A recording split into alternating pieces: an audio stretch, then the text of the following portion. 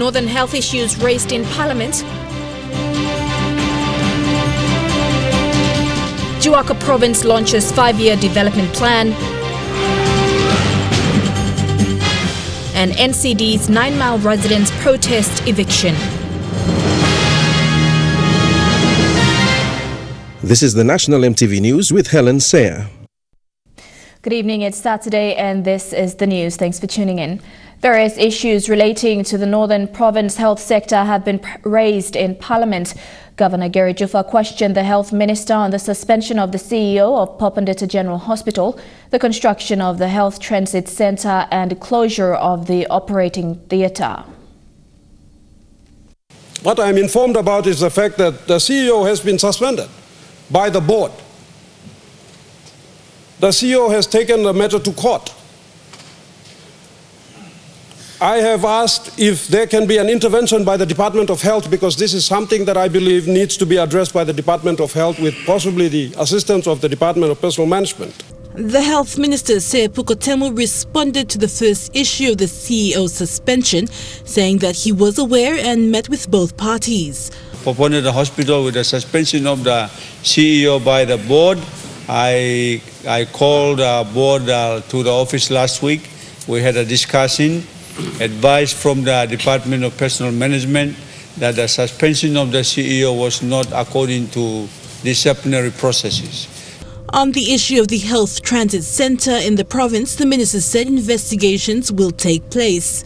It's awarding contracts to logistic companies. But with the transit warehouses, with 3 million this year, we targeted which provinces still have not yet.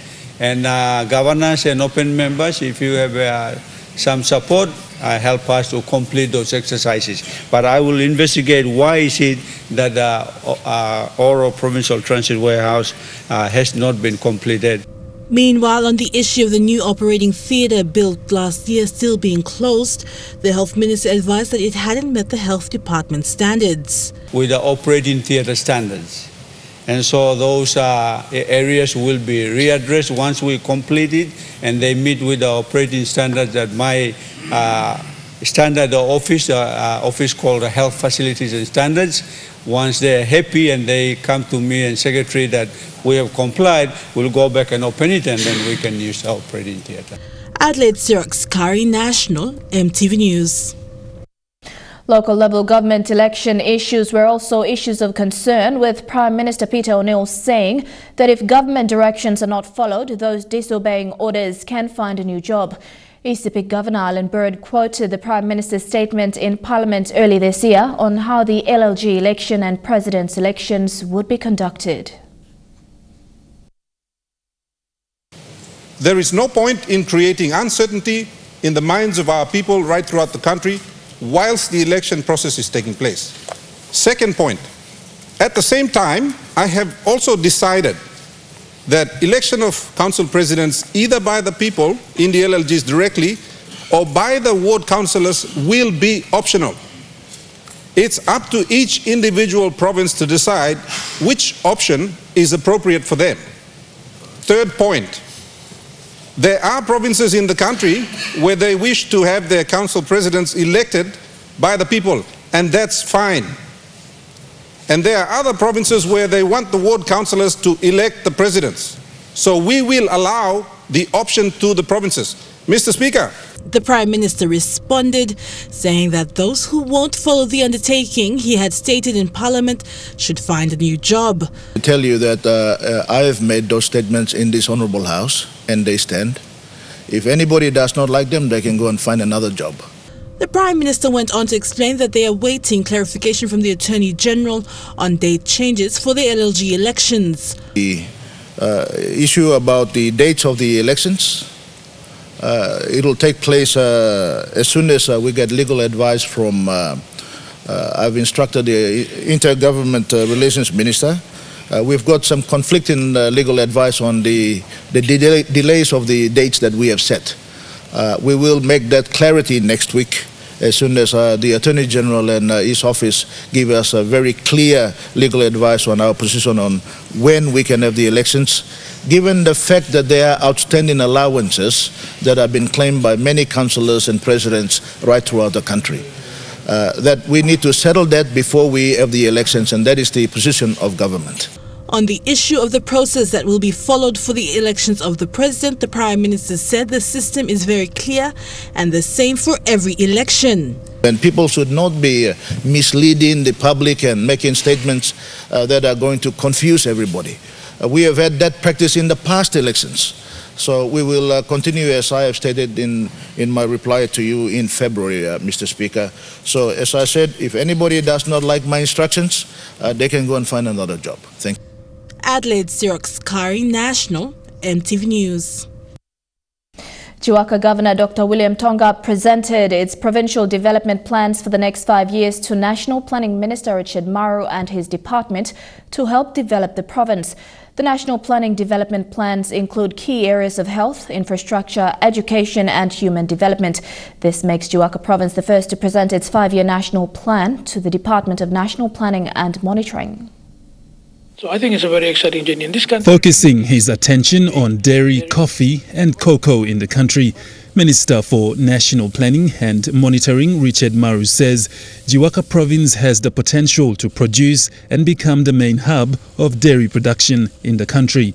Minister Maru says in order to bring in private sector investors, provincial heads must first clear of land title issues, fix law and order problems and other criminal acts that may keep the investors away. And when I go and tell a country and an investor that you are going to come and this province has got the land, their titles, there are no issues, I want to know that I can say that with confidence. The last thing you want to do is bring investors and have issues. It's not good for the country, it doesn't look good for the province, and it may spoil what I think would be very, very good for Jiwaka. So I think it's a very exciting journey. And this country really needs a big dairy industry. Jiwaka Governor William Tonga said that the land is being made available in the province. We've had some discussion with our churches in the province, Catholic Church, Lutheran, and other churches that have very big land area in the province. Catholic Church, we've progressed discussions. They've provided us land titles and land over 500 hectares already. To continue our discussion on dairy projects. So we have that information with us here. Minister Maru says PNG's free trade policy, the country is capable of producing and exporting most of its products in the region. He said Jiwaka Province has had problems regarding coffee growing in the past, but the future is looking good for cocoa and dairy in the province. PNG has a free trade agreement with Fiji, Vanuatu, the Solomon Islands. If we have a dairy industry here, our milk will end up in the shelves of these countries because we can access those markets without paying duty. Minister Maru believes that Jiwaka Province has the potential to grow and develop. With the coffees, we've had issues in the past, and you have to convince the bank that it's okay for them to look at some funding in the future. Cocoa, we will do it because I know cocoa will do very well in Jiwaka. Sort the land out so investors can come, put up their factories, put up their plants, put up their hardware, put up their supermarkets. So Jiwaka people don't have to go to Hague, and I keep saying that. They need to come to your headquarters and they come and shop, do business, and they go back to their villages. He encouraged other provinces to also do the same and start investing in their own resources and make use of the land for bigger profit gains and at the same time become more economically stable by generating its own revenue rather than relying on government support. Godwin Eki, National, EMTV News. National Planning Minister Richard Maru is encouraging Jiwaka Province to start leasing its customary land for investors to bring in their businesses and develop the land. Minister Maru says while international investors are willing to grow and expand in PNG, a collaborative effort is needed by the provincial government and investors to negotiate areas of demand that will benefit both the province and its people as well as the investors. So I think it's a very exciting journey in this country. Focusing his attention on dairy, coffee and cocoa in the country, Minister for National Planning and Monitoring Richard Maru says Jiwaka Province has the potential to produce and become the main hub of dairy production in the country. Minister Maru says in order to bring in private sector investors, provincial heads must first clear of land title issues, fix law and order problems. Apologies for that. You're at National EMTV News. More of the day's other stories after these messages. Stay tuned.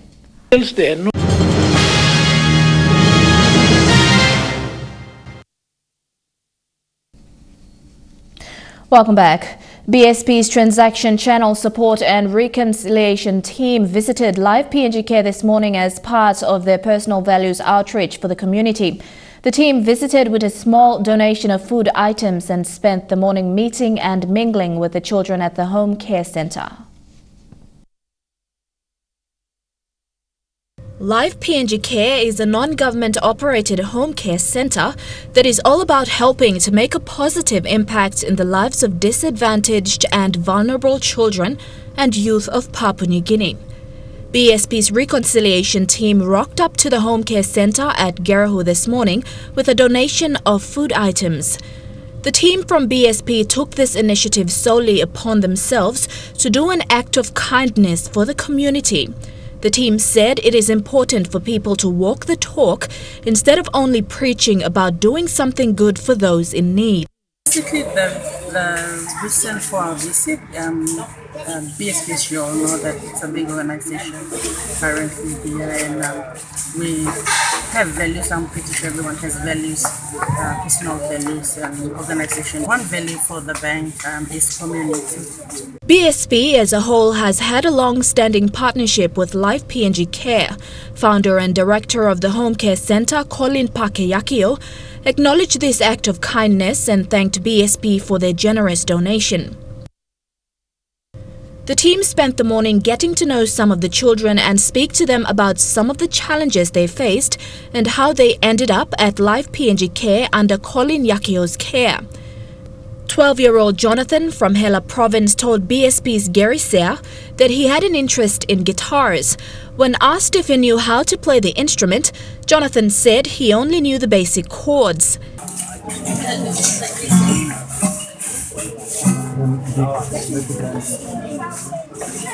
Gary, who plays the guitar himself, offered to teach Jonathan how to play better and encouraged little Jonathan to continue practicing. Some of the kids expressed happiness for being taken care of and referred to Colin as someone they look up to as a father figure. Colin said the main challenges his care centre faces are financial constraints, but the generous donations he receives from various organisations in the past and BSP today showed the level of support and care that exists and keep him going. Mr. Yakio also said he believes in a generational change, as the most important resource in PNG are the children who are indeed the future of the country. An exploration license for Mount Victor in the Obura-Wananara district has been granted to a Chinese developer. Eastern Highlands Governor Peter Numu stressed that Mount Victor exploration and mining must not be a repeat of the delay of Mount Crater in Kainantu district. Governor Numu also announced 3 million kina for road infrastructure in the district. Landowners of the Mount Victor mine invited stakeholders to the official announcement of the exploration. License for people Obura Wanara begin this man. Now must come and develop him Obura Wanara. Governor Peter Numu urged landowners to work with the Chinese developers during the exploration period. What for me, protecting rights, any resource or any ground or anything for you? What for me, protecting rights for people or basic services? Law for service must follow people. Me come to protect you so that no God still man must stop number. Nakisimo money rightfully block people. Governor Numu also raised the issue of landowners not getting a fair deal in mining projects. This must be free carry, equity sir. You mean 23%, nothing through emblem, government of Papua New Guinea, 70% or 30% or something for Papua New Guinea. Now we'll talk 30%. If you will increase him, you can talk to, suppose you will send him law. Now, Papua New Guinea need local money in a campaign on this resource. And must stop finish the pocket for Papua New Guinea because your metal is precious. Your gold, your diamond or your silver is the resource, is the money that you have. You don't need to go and find money and can buy more this like something else. Meanwhile, the governor also announced the provincial government's 3 million kina budgeted for rural road constructions in the district. No country, no devolve, no province, no devolve. 1 plus cigarette, you blow like him, me talking, you blow. You blow like him cigarette. Road, that's all. Road. While the exploration announcement went as planned, some landowners had grievances.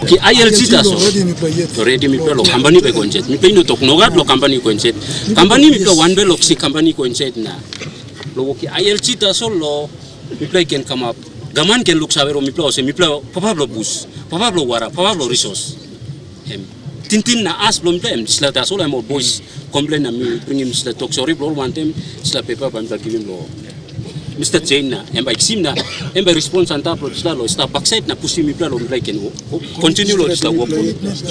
The governor responded to the concerns of the aggrieved landowners, saying that his office will ensure they get their ILGs registered. You guys will be included. Suppose exploration karmapim area blue bla exploration license karmapim area blue you bla you bla resource honest too. No got one man by jack him this process time Mr. Governor blue bla me talking bla. Thank you. No got 1% was by come.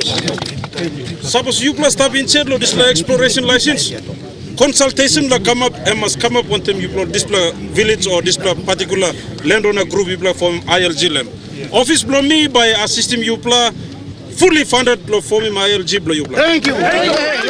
Adelaide Turks, Kari National, MTV News. Oktedi Mining Limited signed a memorandum of understanding in Tabubil with the Office of PNG Civil and Identity Registry to have nationals from the mine registered under the National Identification Program. The agreement will cover the mine areas, Tabubil Township, Fly River Corridor and the surrounding communities. Godwin Eki reports. In its efforts to support the NID registration, Oktedi Mining Limited will fund the establishment of a fixed national identification office in Oktedi with all office equipments, logistics and allowance payment of NID officers engaged in the registration processes. A memorandum of understanding between the government and the Oktedi mine paves the way forward for the project to be effectively rolled out in Western Province. The project agreement will cover Oktedi mine areas, Tabubil Township, Fly River Corridor and the surrounding communities. I would like to see printing machines, the partnerships like us, so that the actual national ID cards are not printed in Port Moresby but are printed on site. A strong national identification system in place will allow citizens to travel overseas, apply for marriage, adoption and death certificates and others. The benefit of the card for everyone I think is obvious. I mean, it's helpful for our employees, contractors in the community. So many transactions these days require personal identification, so an NID card is ideal for that.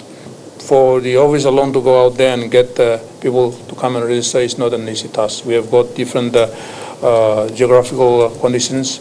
We have got issues where people need to understand the information that they need to fill on the form. Peter Graham says OTML support will improve efforts to identifying landowners and beneficiaries of the mine and also to better understand the environment and people in which it operates. For us, it's a great opportunity and we're delighted to participate with you all to help roll out the NID card in this area. In the last week or so, we now have about 600 of our employees who've been through the process, about 700 contractors, and 130 public servants and others who've already started that registration process. So, the government is also working on the review of the PNG Civil Registration Act of 1963 and Amended Act 2014 to give prominence to civil registration in the country and make national identification mandatory for citizens and visitors staying for longer periods of time to be also issued with NID cards. The PNG National Identification Project is one of the most important projects of the O'Neill government to register all citizens of PNG by 2021 and use these statistics for development planning, efficient resources allocation, and improved delivery based on the demographic information. Godwin Eki, National, MTV News. People living at the Marbella Block in Moresby Northeast have met with authorities to verify an eviction notice issued yesterday afternoon, which they claim is illegal. This morning they met with the Ministers for Lands and Physical Planning and Housing and Urbanization and discussed the matter. This is the third time in 3 years where certain individuals had tried to evict over 1,000 people who have been settling in the area for over 30 years. The Marbella Block community leaders will be meeting with executives from the Lands Department next Tuesday to confirm documents and establish the legality of that eviction notice. The National Narcotics Bureau says there are positive responses from schools who have participated in the awareness program on drug and alcohol abuse campaign. David C., an awareness officer, says the program has seen interactive discussions on the dangers of drugs and alcohol abuse among students. During Term 3, officers from the National Narcotics Bureau will be visiting selected primary and secondary schools to talk to students about the disadvantage of drug and alcohol abuse. The campaign started at the new Arima Primary on Monday and targets students between 10 to 18 years old. It involves talks on dangers of consuming drugs and alcohol at an early age and item presentations to illustrate those dangers. Oh, the students are very, very excited, even the parents, the guardians. The students, you know, it's a bit new to them.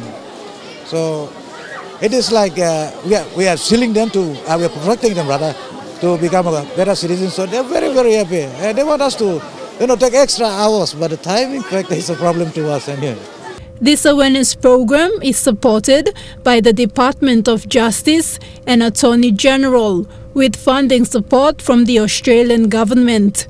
It's around 40 schools, from primary to secondary and including TVET. We already make arrangements with the schools, and we already touched 3 or 4 schools in NCD, and this is our 4th one now, and we have ongoing program up until October. The awareness program is a response to the increase in drugs and alcohol abuse reported cases that have been reported in schools. Thekla Gunga, National EMTV News. This is Saturday's news. We'll take a look at what's making headlines overseas when we come back from this next break.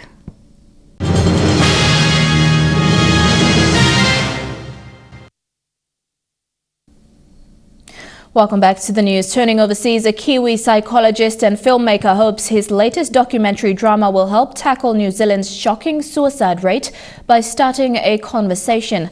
Maoris Hook follows 5 families on a spiritual journey from Taranaki to Cape Reinga as they learn to cope with their grief.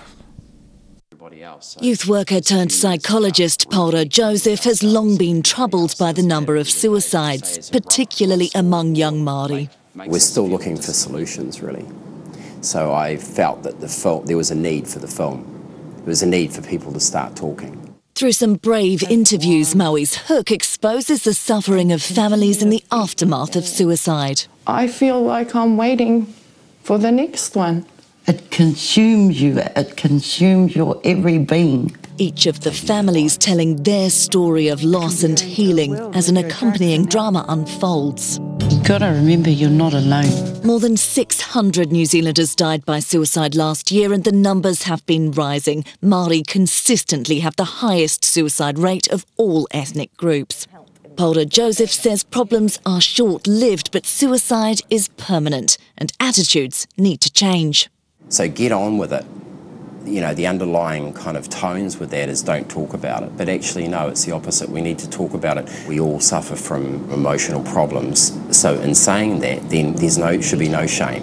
Maoris Hook premieres this Saturday at the New Zealand International Film Festival and will be shown at community venues around the country, supported by suicide prevention workshops. Tons of silica from Waikato's hot springs are said to be exported around the world, with New Zealand becoming the first country to produce sustainable silica as a byproduct of geothermal energy generation. This natural wonder produces energy for thousands. There's enough power generated there for about 50,000 or so domestic homes. But there's a valuable mineral in these murky pools that goes to waste. Now, at Ohaki Power Station, they've built a brand new plant to extract the silica from geothermal fluid. In a world first, the boiling liquid is rapidly cooled, silica removed through state-of-the-art filters. And we filter that out, wash it and concentrate it, and then we further process it to make it into the products that we sell on the market. So this is the finished product, and while it may look like a powder and a liquid, it could be used across the construction industry, be used to make golf clubs and even medical implants. The project is a partnership between Contact Energy, local iwi, and technology company Geo40. The potential here is to have quite substantial export earnings for the country. Extracting the substance has some added benefits. It means the power station can generate up to 30% more electricity. The silica-free water will also be pumped back into the historical Ohaki Nafa, restoring the hot springs' clarity. Ngāti Tahu say they've partnered with the project to provide jobs for their people. One of the aspirations for the Ngāti Tahu Tribal Lands Trust is to rebuild a community, because that's what used to be here. With worldwide orders already, the plan is to expand production across all geothermal fields in the area. Google has been fined a record $7.3 billion for breaching the European Union's competition rules. The EU says the tech giant illegally held a monopoly over consumers and used its mobile Android operating system to force sell competition. If you believe in innovation from everyone, then welcome to Android. It sees itself as a benevolent giant that just wants to help us communicate. The EU has a different view. Google has engaged in illegal practices to cement its dominant market position in internet search.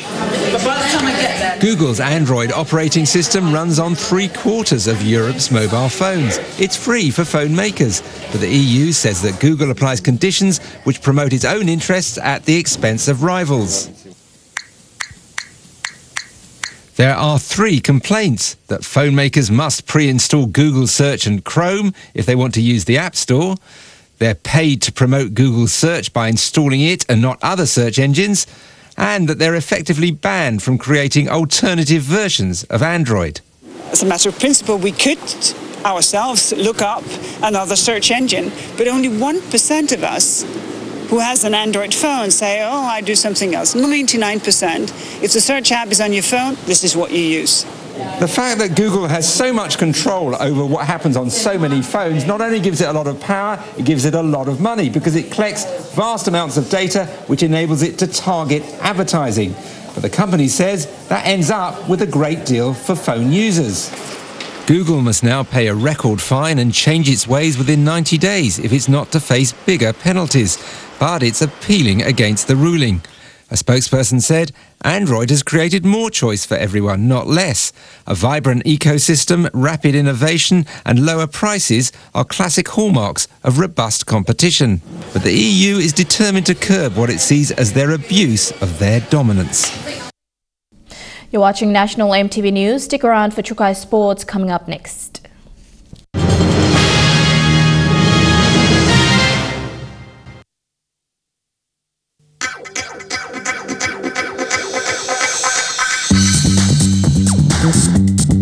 Chukai Sports.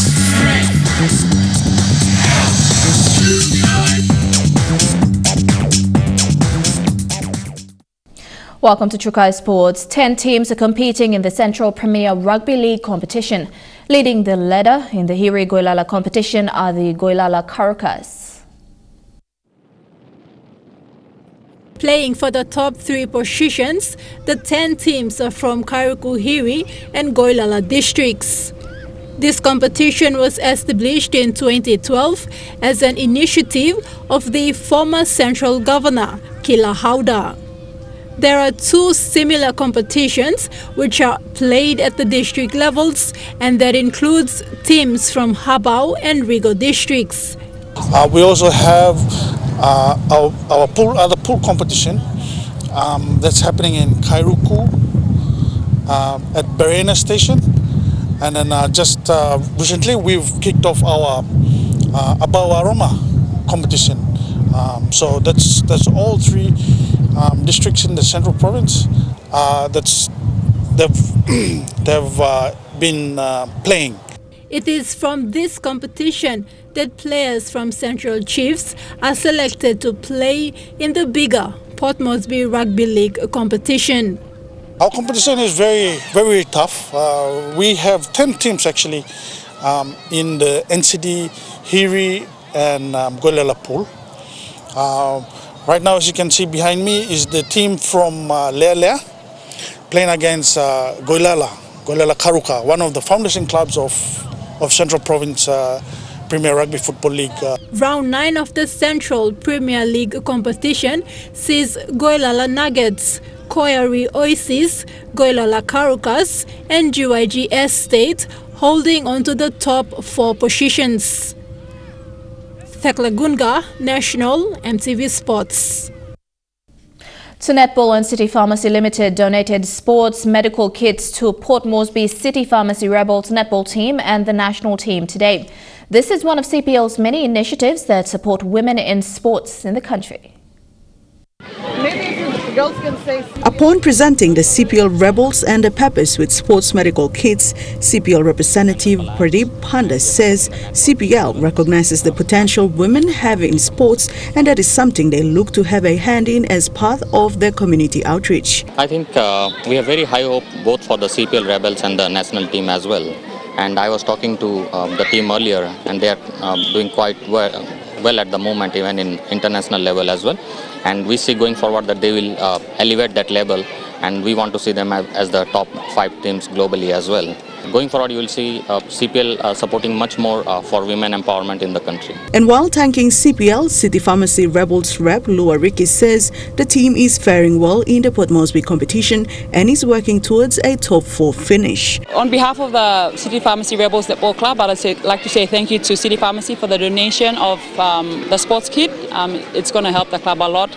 We have 9 teams in our club, 7 in the junior division and 2 in the senior division. So we're all doing very well at the in each division. I think the Premier we're tracking really well, probably in the top 4. I'm assuming, and also Division 1, we're all doing well.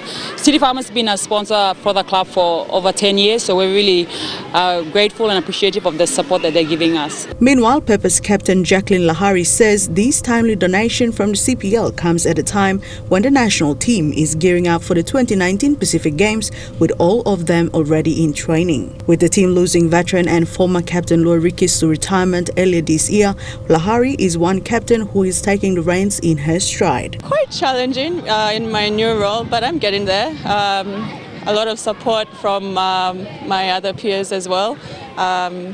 Most of my other mentors, such as Lua Rikis and Winnie Mavara, are not there. So yeah, I'm quite confident in all the girls that are with me right now, so yeah, we'll be stepping up. Lahari will be leading the national side when they take on the Pacific Games 2019 in Samoa. I just want to thank CPL for donating us with the special kits for tournaments coming up, and looking forward in the competition. Dina Rose Raiko, National, EMTV Sports.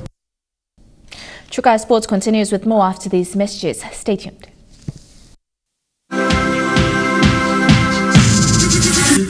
Trukai Sports. Welcome back to Trukai Sports. Trash talk in theatrics are synonymous with boxing, and Kiwi heavyweight Joseph Parker's next opponent has really cut deep. In an extended interview with both fighters, Dillian White has landed blow after blow of the 26-year-old, the knockout punch labeling him a coward. You're desperate now. You let your family down. You let your country down. Fighting words that carry some sting. Yeah, and that's your mindset. You're set for life. I'm here for the challenge. Just don't be a coward in the fight and come and fight. Who's the coward? You. Dillian White going for the psychological knockout before going toe-to-toe with Joseph Parker next weekend. 30-year-old Brit berating the Kiwi for not taking his chances against world champion Anthony Joshua in April. His world champion is golden boy. 6-7 rounds in, you know you're behind on the scorecards. There comes a time when you got to go after it, and I just feel that it was too much of a coward to make the decision. That fight was Parker's first taste of defeat, but believes the lessons learnt will show against White. I learned a lot of new things or things I could work on, and I feel like when I come into this fight, I'll put on display. Whoever puts on the better display is in line for a second shot at the golden ticket, Joshua. And with the stakes so high, White relentlessly attacked Parker from all angles. David Higgins ain't speaking for him for once. He's actually speaking for himself. I was surprised when Higgins was on a chair behind him telling him what to say. And stuck with him three-piece as well. You look like an old man. Even Higgins is wearing a three-piece. To Parker's credit, he kept it together, kept it humble. I feel I have better speed. I feel I have better movement. And, you know, I'm always, whenever I'm in a fight, I feel like I'm always confident I'm going to win. Try convincing Dillian White of that next Sunday morning. Kiwi golfers Michael Henry and Ryan Fox are way off the pace after the opening round of the Open Championship at Carnoustie in Scotland. Henry shot a par 2 over 73 and Fox 74 as a lesser-known American Kevin Kessner made the most of an early tee-off by firing 66. Carnoustie crisping up nicely in the Scottish sunshine. A day for ice cream and sun cream on a course where only the greens are green.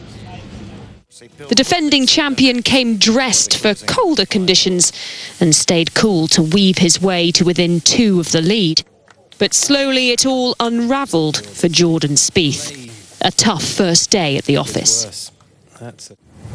Tough for him and for playing partner Justin Rose. I've got to find some momentum and just wait for my run. Really, I didn't. Obviously today was slow going, just 2 birdies. I need to find a couple rounds where I'm making 6-7 birdies a day. He'll perhaps wish he was Rory McIlroy. Lurking left. If the former champion can iron out his errors. A few fewer mistakes today and he'd have had the lead. McIlroy still in the mix, but must come back and do better tomorrow. It wasn't pretty off the tee, but I got it done and I took advantage of some fortunate bounces and I would have taken 69 to start the day. The leader so far, Kevin Kessner of the USA, 5 under the score of the day. And how's this for shot of the day? Thailand's Kiradesh Apibanrat on the bounce. Never had a chance. There wasn't much bounce in Tiger Woods at the start of the day. The great champion woke up this morning with a stiff neck. But there are signs the old Tiger touch is back. Flashes of brilliance in a round that finished on level par. You know he can, he's Tiger Woods. And that ends Sky Sports. The weather details for the next 24 hours coming up after the break. Sky Sports.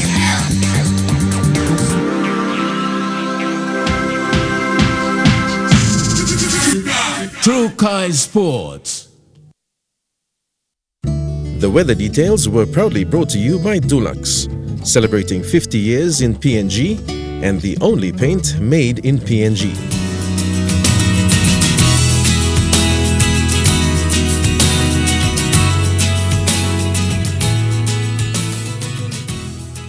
Looking at the weather forecast for this afternoon and tonight, in the southern region, mostly fine in Port Moresby and Alotau, a shower or 2 in Daru, and the cloudy periods in Kerema and Popondetta.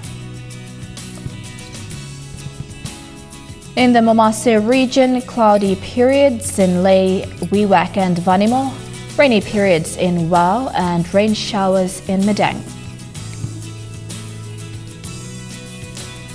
In the New Guinea Islands region, rain periods in Lorengau and Kimbe, showers and thunderstorms in Kokopo and Rabaul, showers in Kavieng and a shower or 2 in Buka.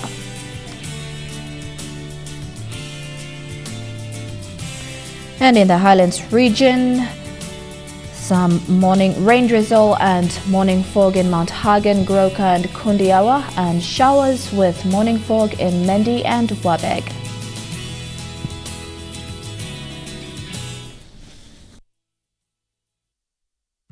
The weather details were proudly brought to you by Dulux, celebrating 50 years in PNG and the only paint made in PNG. And before we go, here's a recap of our main stories. Northern health issues raised in Parliament. Jiwaka launches development plan and NCD's 9 Mile residents protest eviction. And that's been the news, sports and weather for today, Saturday, 21st of July 2018. On behalf of the entire EMTV news team, pleasant viewing and good night.